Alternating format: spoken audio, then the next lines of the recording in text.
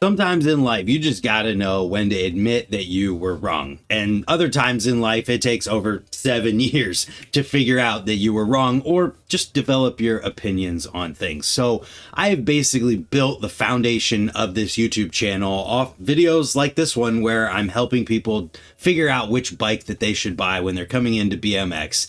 And in those videos, I've held the opinion that if it's not full chromoly, you shouldn't even consider it. High tensile steel, no way. And I am here in this video today to say that I was wrong about that. And yes, while there were times that I was like, yeah, there are certain instances where you don't need a full chromoly bike, and my stance pretty much landed on, if you are taking this bike off of the ground and trying to actually learn how to ride BMX, you should be buying a full chromoly BMX bike. And in a world where a full chromoly BMX bike costs at the very minimum $520 and high tensile steel bikes are $500 down to about $350, as we're here on Dan's Comp's website right now, $360 at the lowest price point.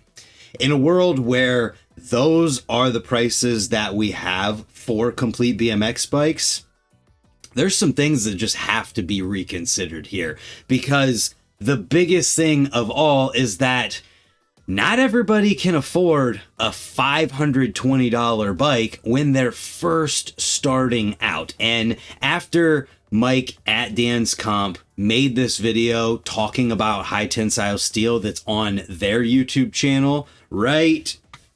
It's under me. Here it is right there. After he made this video and I watched it, I realized that it's just one of those things that I've been preaching about this for getting close to a decade at this point. And I realized that not everything that I've believed and felt about this subject is correct. So this video here is now becoming kind of my new ground level views and opinions on high tensile steel, full chromoly BMX bikes, and maybe what you should consider whenever you're buying a BMX bike. And to do that, let's break things down into 3 different levels here: the low level, the medium level, and the high level. This is in terms of both quality and price. So we're going to talk about the lowest level first, because that's kind of the whole point of this video. And we're going to talk about every single thing that you can expect in buying a bike from any of these levels, starting at the bottom, and things like high tensile steel. And if you have no idea what I'm talking about, high tensile steel, chromoly, titanium, these are all different materials that parts and bikes can be made out of. And these different material levels are what are partially responsible for the different price points when we're talking about complete BMX bikes. And so at the lowest level, we're talking about starting prices of $360 here on Dan's Comp. And before we get any further too, I do want to let you guys know, if you buy a complete BMX bike from Dan's Comp and use the code BRANT, it saves you 10% on your entire order, even if you do buy something that's more expensive, like a higher level complete BMX bike. But either way, low level complete BMX bikes on here start at $360. And that's kind of what prompted this video in the first place, because not everybody can afford this $520 full chromoly bike. And some people can't even afford a $360 complete bike, and that's the lowest level that they even sell on this website. But what do you get at that low level? You get a 100% high tensile steel frame. Same with the forks. You're getting, I'm assuming, single walled rims and some different unsealed components. And for a parent or somebody who's just getting it back into BMX, I don't necessarily think it's as important for you to know exactly what these different components are. Just know that at this $360 price point, you are getting parts that are just lower level of quality. And we talk about an unsealed bearing. That is something that over time can degrade and seize up and cause problems, and eventually is, no doubt about it, going to have to be replaced. Single walled rims, lead to your wheels becoming untrue, not straight, faster, and that's going to need attention. But it's one of those things that, depending upon the purpose of the bike, if you're buying this for a 12-year-old kid who's just riding around the neighborhood, might take it to the skate park and try to jump something, and you're trying to see if they're even interested enough in BMX to commit to it, that could be totally okay. But if you're someone who has a history in BMX, you've ridden at any kind of level beyond just being a fully beginner, then I probably wouldn't recommend this for you, because you already have some base level of skills to take to the skate park. And if you're going to be trying anything real and learning on this bike, those problems are going to amplify quicker than for somebody who's just trying it for the very first time and is getting into things and seeing if they even like it. And so what other aspects do we have to think about with this? Well, you have the forks and the handlebars as well. Those are both probably going to be high tensile steel, and high tensile steel in a frame these days can hold up over, time, not a long time, but it can hold up. But when it comes to forks and handlebars, the second you start really trying to ride and hanging up on things or landing rough, if you're an adult, you're going to start bending these things and you're going to have to replace them. And so my bottom line on the bottom line of a complete BMX bike would just be that you need to go into this with proper expectations and knowing who it's going to be for. If you are a fully grown adult wanting to try BMX for the first time, and you know that you're gonna be going to the skate park or wherever you go and trying to ride this bike and taking it in the air and jumping it, you may want to consider something more expensive. But if you do buy this, no, it's going to work for a period of time. It's just going to degrade and you're going to have to replace these parts. But that brings up another really important point. This is the perfect place to talk about this before we get into the mid tier, is that when you buy a BMX bike, these frames and handlebars and forks and every part of this bike that makes up how it sits and where your feet and hands go have what's called geometry to them. And that is different measurements and different angles for things. And when you get to the highest level aftermarket and top tier complete BMX bikes, they're made with parts that have very purpose-built geometry to them. And if you buy something with a very purpose-built geometry to it when you're very first starting out, you may find that you don't like that at all, and you're going to end up replacing parts that fit with your geometry down the line. And so if you go into buying this bike from the beginning knowing that, and you say, well, I don't know what I like, I'm just starting out, I'm going to buy something, I know it's going to give some compromises, I'm going to have to replace things, but I also know that I'm learning, and I'm learning what I like, and I'm learning what I'm getting good at, and what different aspects of BMX work for me. And so when I do have to upgrade these parts, I know that I can pick the ones that suit what I like doing best. But there's also a line to that. If you go too far below and you have to replace parts before you find those things out, well, then it's a learning experience and it's not going to go perfect for everyone. And the main driving factor for my previous mindset on a lot of these things was trying to prevent buying things twice.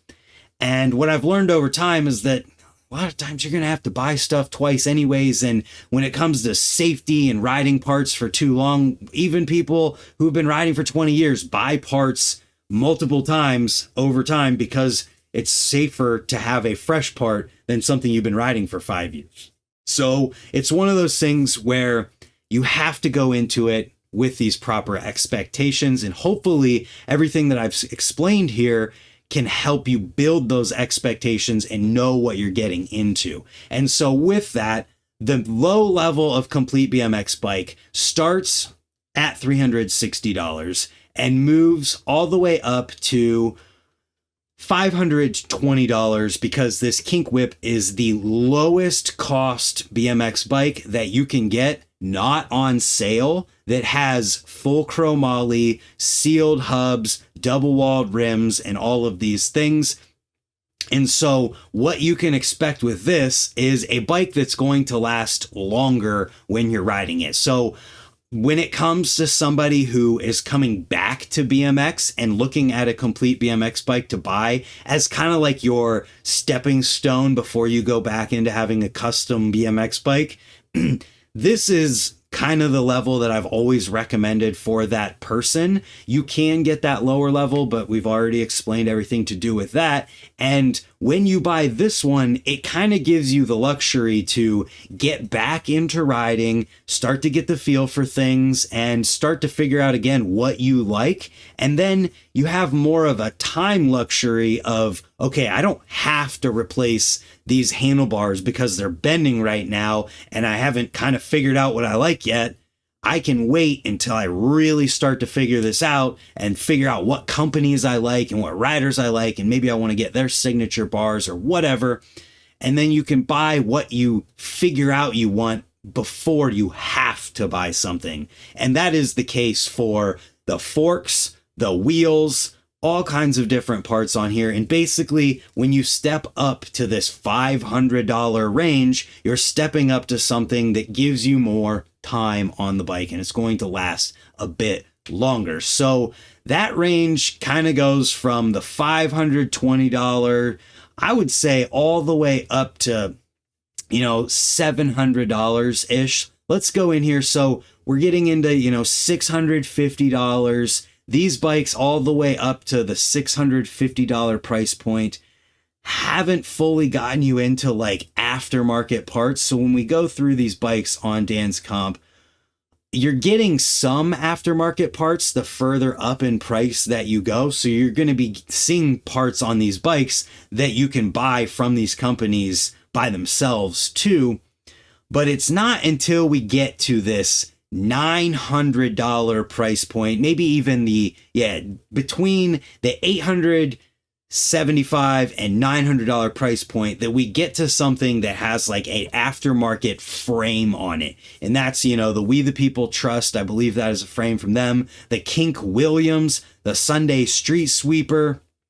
These bikes are made of a lot of aftermarket components. And so it takes $400 more to jump up to these price points. And honestly, when it comes to these bikes, the people that these are for are people who may have the money like that. And if you're just starting out in BMX and you have it and you don't want to settle for something like this, well, you can go to these $900 something bikes and be pretty confident that this is going to hold up to most of what you're going to do, other than like catastrophic or crazy failures that can happen. And you're getting some really high quality components on this bike, and you can be confident in it, basically, is what I'm getting at there. And so who else is this for? Well, if you're coming back to BMX, and once again, you know what you like, you know what you used to do and used to have fun on, well, then you can go in here and you can see the different geometry for these things.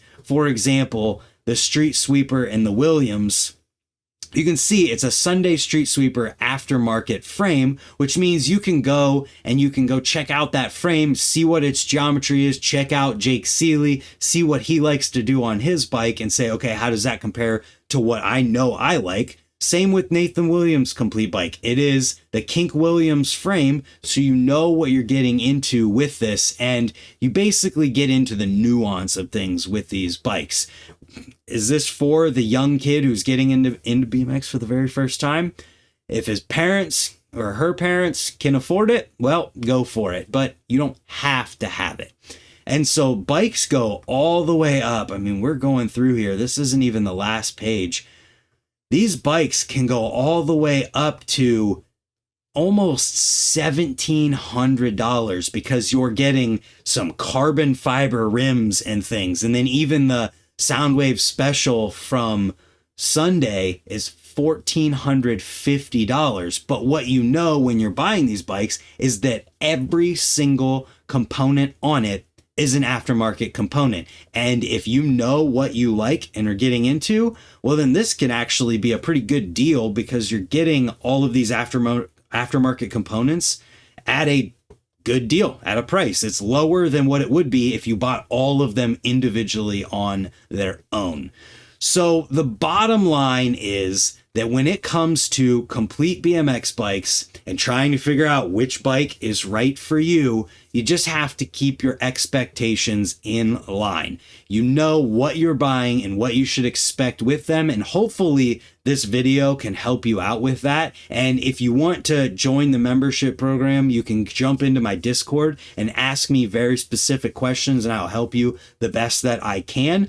But I think this video is a great starting point for most people in just trying to figure out what to expect and what you can know you're getting in for when you go to buy this $360 bike, and just know it's going to be okay for a period of time, but it's going to degrade and you're going to have to replace parts. But if you're new to BMX, that can be great, because then you have an upgrade path to figure out what you like and what you want to upgrade to and which companies you want to support. And before we get out of here, I want to talk about something real for a second. I know I talked about the Dan's Comp discount code earlier in this video, but if you're getting into BMX for the first time, whether it's your kid or you're an adult or you're somebody coming back into BMX, whatever, and you're buying stuff in BMX, whether it's a bike, a frame, parts, whatever it might be, and you have a local bike shop that sells BMX stuff and really cares about BMX and trying to help the local community,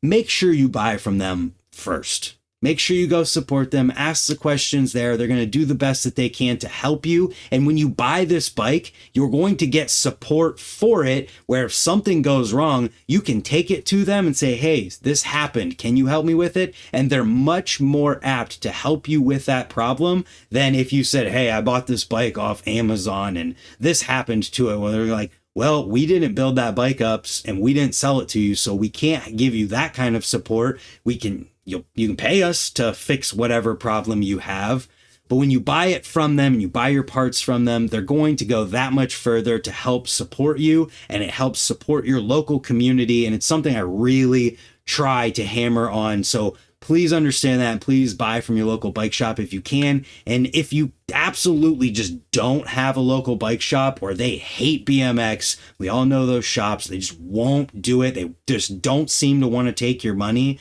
then use that code, save yourself 10%. It helps me out at the same time. And if you have any like in-depth questions or anything like that, the join button is on the channel, and you can use that in coordination with Discord, and you can jump into the members Discord and ask me very specific questions. I'll help you the best that I can. So hopefully this video helps answer a lot of the questions, and I can take it another step further in the Discord. Either way, I appreciate you guys, and I have a full playlist on screen right now with BMX for beginners to teach you everything that you need to know when you're getting into BMX or coming back to it. So thanks for watching. Hope it helps, and we'll see you tomorrow for another one. Goodbye.